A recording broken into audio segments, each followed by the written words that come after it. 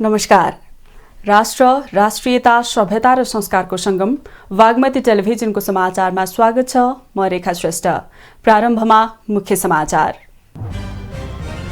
माओवादी केन्द्रले स्थानीय चुनावमा कांग्रेसकै घोषणापत्र बोकेर हिँडिरहेको ईश्वर पोखरेलको आरोप। माधव नेपाल लगायत कम्युनिस्ट नेताहरूसँग राजनीतिक एजेन्डा नभएकाले सन्यास लिन आग्रह।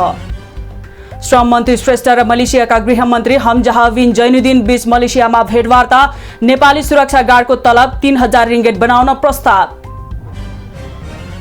पाल्पामा व्यावसायिक खुर्सानी खेती सुरु। अन्य जातको खुर्सानीको तुलनामा बढी मूल्यमा बिक्री हुने भएकाले कृषकहरूको रोजाइमा अकबरी खुर्सानी।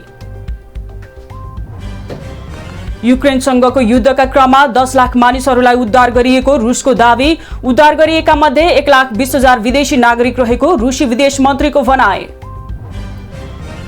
र नेपाल र जिम्बाब्वे एबीचको खेल तालिका परिवर्तन। आज सुरुमा T20 र त्यसपछि एक दिवसीय सिरिज हुने।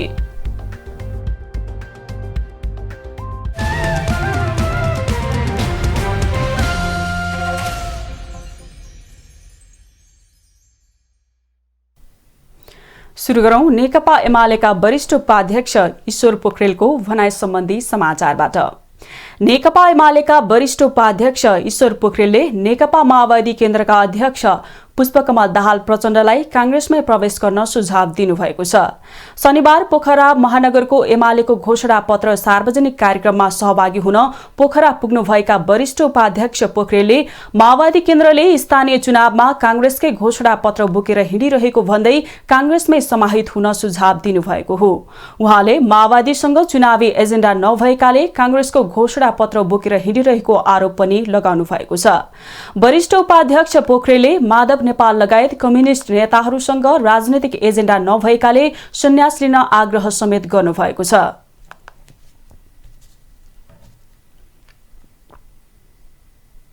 सत्तारूढ गठबन्धनको काठमाडौँ महानगरपालिकाको मेयरको उम्मेद्वार सृजना सिंहले आफू विजयी भएमा भ्रष्टाचार मुक्त महानगर बनाउने प्रतिबद्धता व्यक्त गर्नुभएको छ। शनिबार नेपाली कांग्रेस निकट बुद्धिजीवी पेशाकर्मी परिचालित समिति काठमाडौँले आयोजना गरेको अन्तर्क्रिया कार्यक्रममा बोल्दै सिंहले आफू मेयरमा विजयी भएमा काठमाडौँ महानगरपालिकालाई भ्रष्टाचारको दुर्गन्धबाट मुक्त गराउने बताउनु भएको हो। उहाँले डिजिटल प्रविधि अपनाएर घरैबाट जनताले सेवा लिने व्यवस्था गर्न पनि आफू लागि पर्ने बताउनुभयो। दुर्गन्ध छ भने त्यो बाहिर जति राम्रो भए पनि केही हुँदैन। त्यसकारण मेरो पहिलो प्राथमिकता भनेको सुशासन हुन्छ। त्यसको लागि मैले भ्रष्टाचार मुक्त महानगरपालिका र सबैलाई सेवा सुविधा चुस्त र दुरुस्त दिने महानगरपालिका मैले बनाउनु पर्नेछ। सिंहले आफूलाई नेपाली कांग्रेसले सर्वसम्मत रूपमा मेयरको उम्मेद्वार बनाएको बताउनुभयो। सुरुमा मेयरका लागि नेपाल महिला संघ काठमाडौँले प्रस्ताव गर्दा आफ्नो श्रीमान प्रकाशमान सिंहलाई थाहा नै नभएको उहाँको दावी थियो।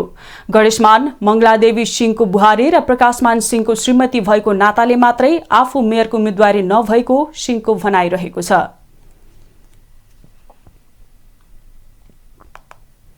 नेपाली कांग्रेसका वरिष्ठ नेता रामचन्द्र पौडेलले नेकपा एमालेका अध्यक्ष केपी शर्मा ओलीले राजावादीहरूसँग गठबन्धन गरिरहेको आरोप लगाउनु भएको छ। शनिबार काठमाडौँमा आयोजित एक कार्यक्रममा बोल्दै वरिष्ठ नेता पौडेलले ओलीले पुरातनपन्थी र भ्रष्टाचारीहरूसँग गठबन्धन गरिरहेको आरोप लगाउनु भएको हो। उहाँले विकासको नाममा नेकपा एमालेका कार्यकर्ताहरूले केन्द्रबाट बजेट लगेर आफै उपभोक्ता आफै ठेकदार बन्ने गरेको र बजेट सबै खल्तीमा हालेको आरोप लगाउनुभयो। उहाँले नेपाली कांग्रेसले ओली प्रवृत्तिसँग सामना गर्नका लागि परिवर्तनका पक्षधर, संविधानका पक्षधर र नेपालमा लोकतन्त्रका पक्षधरहरूलाई एक ठाउँमा राखेर गठबन्धन गरेको बताउनुभयो। हामीले परिवर्तनका पक्षधरहरू, यो संविधानका पक्षधरहरू र नेपालमा लोकतन्त्रका पक्षधरहरूलाई एक ठाउँमा राखेर गठबन्धन गरेका छौं। वरिष्ठ नेता पौडेलले गठबन्धनले गरेको अहिलेको राजनीति र विकास रणनीति सही ढंगमा अघि बढिरहेको पनि बताउनुभयो। समाचारमा एकैछिन विश्राम।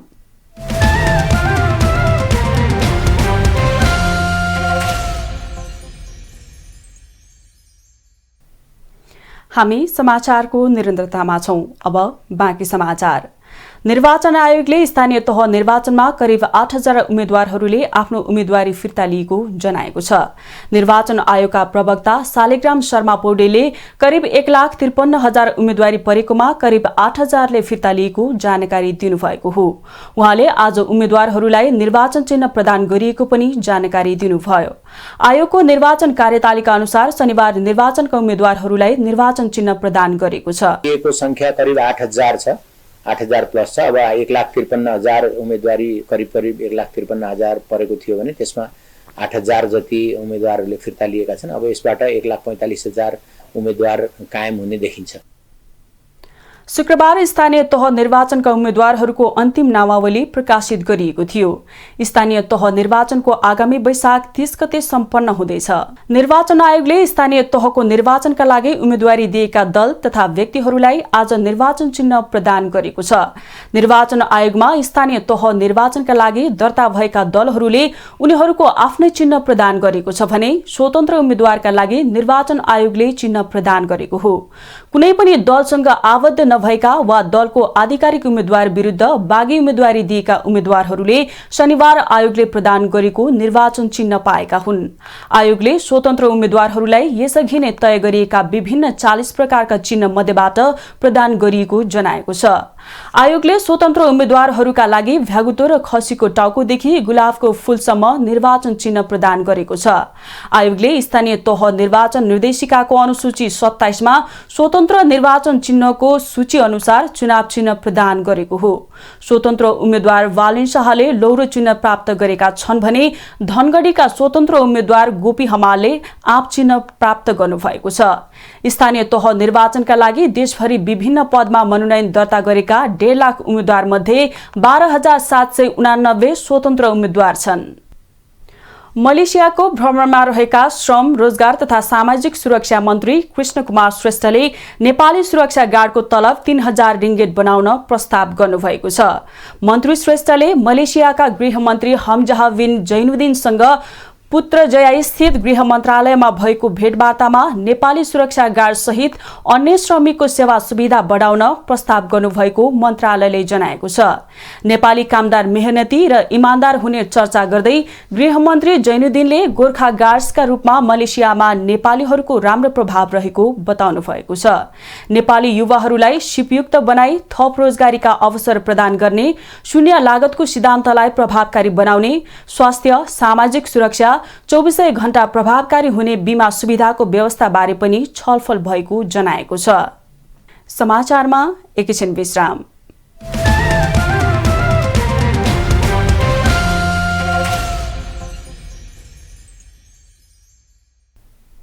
हामी समाचारको निरन्तरतामा छौं। अब बाँकी समाचार। प्रमुख प्रतिपक्षी दल नेकपा एमाले निकट मजदुर संगठन नेपाल ट्रेड युनियन महासंघ जी फन्डले अनौपचारिक क्षेत्रमा सामाजिक सुरक्षा भत्ता दिन सरकारले नचाहेको आरोप लगाएको छ। अन्तर्राष्ट्रिय श्रमिक दिवसको अवसर पारेर जी फन्डले शनिबार काठमाडौँमा पत्रकार सम्मेलन गरी सो आरोप लगाएको हो। अनौपचारिक क्षेत्रमा पनि सामाजिक सुरक्षा भत्ता लागू गराउनका लागि कार्यविधि बन्दै गरेको भए पनि सरकार त्यसका लागि तयार नभएको पाइएको जी फन्डका अध्यक्ष विनोद श्रेष्ठले बताउनु भयो। उहाँले मजदुरलाई भन्दा सो भत्ताबारे सरकारलाई बुझाउन आफूहरूलाई गाह्रो भइरहेको टिप्पणी पनि गर्नुभयो। सरकारको कार्यक्रम सरकारले लागू गरेर पनि के गर्ने भन्दा गोकर्णजी हुँदा बजेट छुट्याइयो, केपी ओलीको सरकार हुँदा बजेट छुट्याइयो, अर्को आइसक्यो भने पुरानो बोल्दै यस्तो पनि हुन्छ भने काटी सवाल ल्याउने हुन्छ। त्यस कारणले अहिले हामीले भन्न बाध्य छौँ, सरकारलाई बुझाउन सकिरहेका, मजदुरलाई भन्दा सरकारलाई बुझाउन सकिरहेका छैनौँ। यो चाहिँ अहिले समस्या हो भन्ने मलाई लाग्छ। जी फन्डले सामाजिक सुरक्षा भत्ता वितरणको विरोधमा केही मजदुरहरू आफै लागेको भन्दै आपत्ति जनाउँदै आएको छ।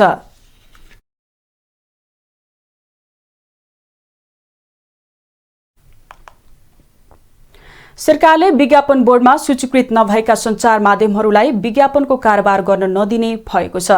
विज्ञापन बोर्डका अध्यक्ष लक्ष्मण हुमागाईले आगामी साउन 1 गतेदेखि लागू हुने गरी सो व्यवस्था गर्न लागि बताउनु भएको हो। त्यसका लागि बोर्डले तत्काल सबै सञ्चार माध्यमहरूको सूचीकरण गर्ने कामलाई अघि बढाउने योजना बनाएको छ। बोर्डमा सूचीकृत भएका विज्ञापन एजेन्सीहरूले मात्रै विज्ञापनको कारोबार गर्न पाउने व्यवस्था पनि गर्न लागि अध्यक्ष हुमागाईले बताउनुभयो। विज्ञापन बोर्डले निकट भविष्यमै सञ्चार माध्यमहरूको सूचीकरण गर्ने, सञ्चार माध्यमहरूलाई वर्गीकरण गर्ने र सञ्चार माध्यमहरू विज्ञापन बोर्डमा सूचीकरण नभइकन विज्ञापनको कारोबार गर्न नपाउने एउटा व्यवस्था गर्दैछौँ भने अर्को र महत्त्वपूर्ण व्यवस्था विज्ञापन एजेन्सीहरू पनि सञ्चारमा विज्ञापन बोर्डमा चाहिँ सूचीकरण हुनुपर्ने र सूचीकरण भएपछि मात्रै विज्ञापन कारोबार गर्न पाउने गरी हामी व्यवस्थापन गर्दैछौँ। बोर्डले आगामी वर्ष विज्ञापन बजारको अनुसन्धान गरी उनीहरूको साइज एकिन गर्ने, आम सञ्चार माध्यमहरूको लोकप्रियताको समेत एकिन हुने गरी रिसर्चको काम सम्पन्न गरी त्यसलाई सार्वजनिक गर्ने योजना पनि तय गरेको जनाएको छ। अब आर्थिक समाचार।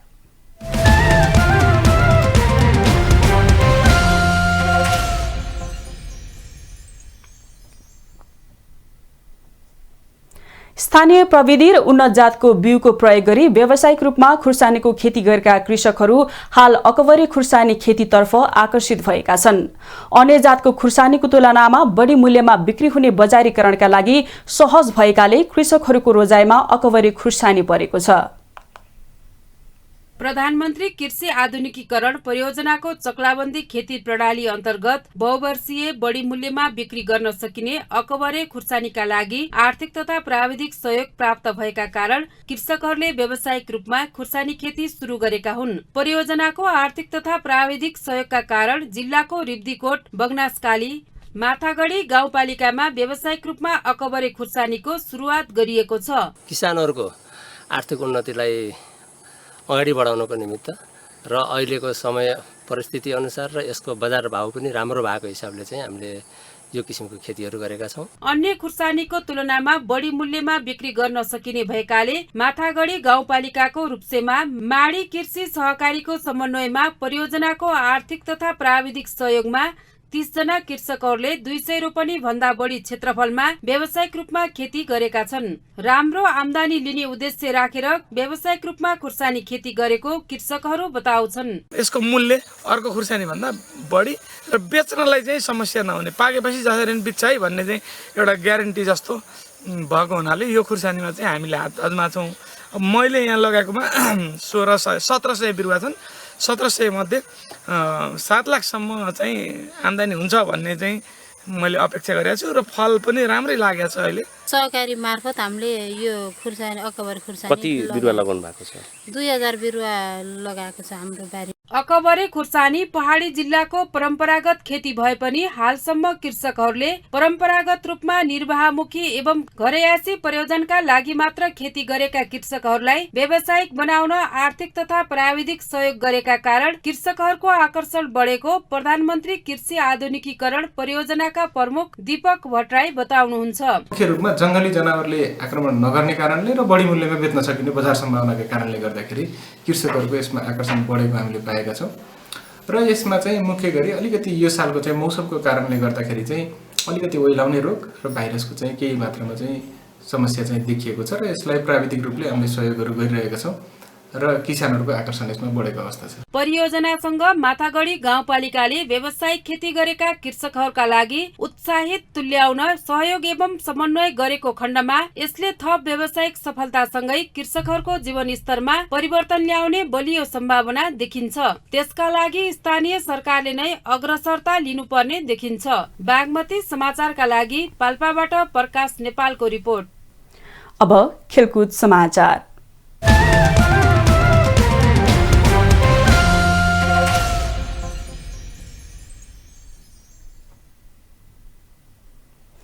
नेपाली राष्ट्रिय क्रिकेट टिम र जिम्बाब्वे एभिसको टी20 र एकदिवसीय सिरिजको खेल तालिका परिवर्तन भएको छ। नेपाल क्रिकेट संज्ञानले शनिबार खेल तालिका परिवर्तन भएको जनाएको छ। अब नेपाल र जिम्बाब्वे एभिस सुरुवातमा टी20 सिरिज हुने र टी20 पछि एकदिवसीय सिरिज हुनेछ। यस अघिको तालिका अनुसार सुरुवातमा एकदिवसीय र त्यसपछि टी20 हुने तालिका रहेको थियो। नेपाल र जिम्बाब्वे एभिसको पहिलो एकदिवसीय आज शनिबार हुने तय थियो, तर वर्षाको खेल टस समेत नभई स्थगित भएको थियो। खेल स्थगित भएपछि भ्रमणको तालिका नै परिवर्तन गरिएको हो, जस अनुसार आइतबार, सोमबार र बुधबार गरी 3-20 तथा त्यसपछि एकदिवसीय श्रृंखला हुनेछ। एकदिवसीय श्रृंखलाको पहिलो खेल शुक्रबारबाट सुरु हुनेछ। सबै खेलहरू त्रिवी क्रिकेट मैदान कृतिपुरमा हुनेछ।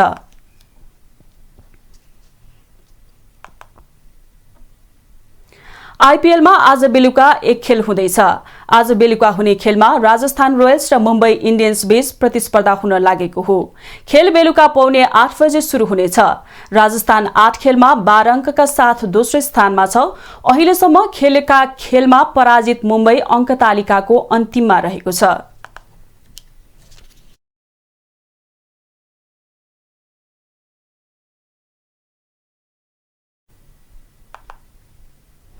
अब मौसम समाचार।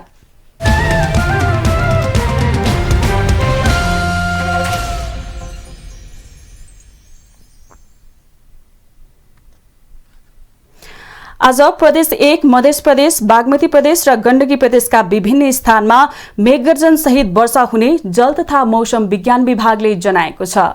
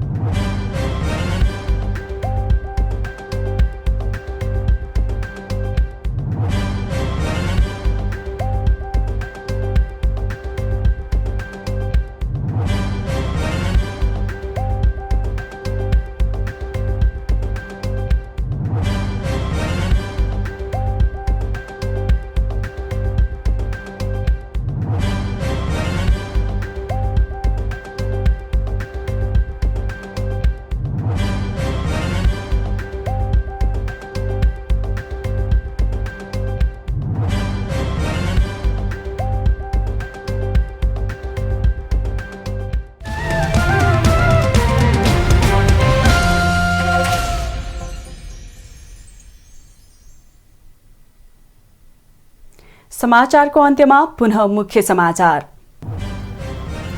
माओवादी केन्द्रले स्थानीय चुनावमा कांग्रेसको घोषणा पत्र बोकेर हिँडिरहेको ईश्वर पोखरेलको आरोप। माधव नेपाल लगायत कम्युनिस्ट नेताहरूसँग राजनैतिक एजेन्डा नभएकाले सन्यास लिन आग्रह। श्रम मन्त्री श्रेष्ठ र मलेसियाका गृहमन्त्री हमजाह बिन जैनुद्दिन बीच मलेसियामा भेटवार्ता। नेपाली सुरक्षा गार्डको तलब 3000 रिङ्गेट बनाउन प्रस्ताव। पाल्पामा व्यावसायिक खुर्सानी खेती सुरु। अन्य जातको खुर्सानीको तुलनामा बढी मूल्यमा बिक्री हुने भएकाले कृषकहरूको रोजाइमा अकबरे खुर्सानी। युक्रेनसँगको युद्धका क्रममा 10 लाख मानिसहरूलाई उद्धार गरिएको रुसको दावी। उद्धार गरिएका मध्ये 1,20,000 विदेशी नागरिक रहेको रुसी विदेश मन्त्रीको भनाई। र नेपाल र जिम्बाब्वे एभिसको खेल तालिका परिवर्तन। अब सुरुमा टी20 र त्यसपछि एकदिवसीय सिरिज हुने।